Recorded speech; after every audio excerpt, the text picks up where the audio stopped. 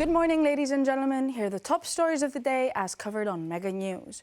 Protesting farmers and stock breeders in Greece have announced they will send representatives for talks with the government on Friday while keeping highways open and abandoning plans for a large-scale convoy to Athens. The announcement comes from the coordination body of farmers' blockades, which represents the majority of ongoing roadblocks across the country. The groups met Wednesday in central Greece, where many of the most active producers are based. Reports indicate that 25 farmer and stock breeder representatives, accompanied by 5 observers, will travel to Athens to meet with Prime Minister Mitsotakis and officials from the Agricultural Ministry.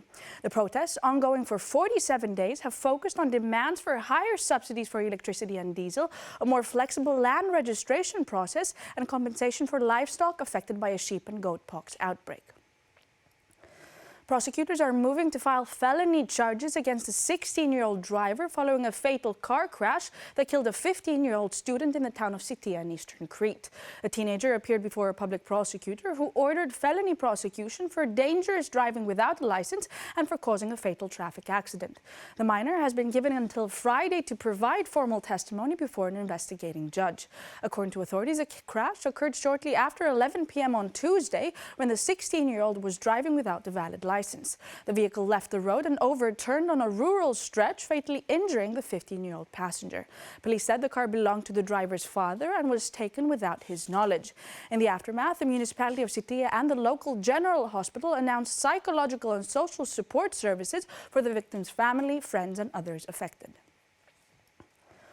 Hopes are fading for the 33-year-old doctor who has been missing in Crete for more than 5 weeks as new volunteer-led search efforts get underway. Alexis Tsikopoulos disappeared 37 days ago and his whereabouts remain unknown despite extensive searches. On Wednesday, a volunteer rescue team launched a renewed operation focusing on the area where the doctor's car was last found. The operation is coordinated by a volunteer rescuer and involves search dogs, police, members of the Hellenic Red Cross and local hunting associations. Teams described the area near the vehicle as ground zero and said the search will continue systematically until results are found. The doctor's parents have traveled to Crete to be present during the searches. Speaking to media, his mother said she felt it imperative to join volunteers in the effort and to coordinate with incoming teams. Greece is formally welcoming its first Belhara-class frigate today, marking a key step in the modernization of the Hellenic Navy. The Kimon will dock at the Salamis naval base, where a ceremonial escort will take place. According to the Defense Ministry, the Kimon was greeted at sea by a mix of historic and modern vessels, including the cruiser Georgios Averof, a replica ancient trireme, and 6 active ships of the Greek fleet. Defense Minister Nikos Dendias boarded the frigate while underway, accompanied by the President of the Republic and the Prime Minister.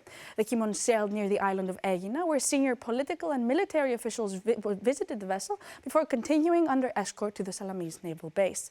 The frigate is the first of the FDI-HN warships ordered by Greece following a naming and flag-raising ceremony held last December. Greek taxi drivers continue their strike for a 3rd consecutive day, maintaining disruptions across the country. The unions are protesting new government measures, including mandatory electrification of vehicles, which they say impose an unfair financial burden on drivers. Rolling 48-hour strikes are planned until their demands are addressed. As part of Thursday's actions, drivers organized a convoy towards the Prime Minister's office in central Athens. Taxis gathered at 10 a.m. outside the Athens Taxi Drivers Union before proceeding in an organized procession. The strike follows a large demonstration on Wednesday when drivers formed a convoy through the capital before reaching the Ministry of Transport.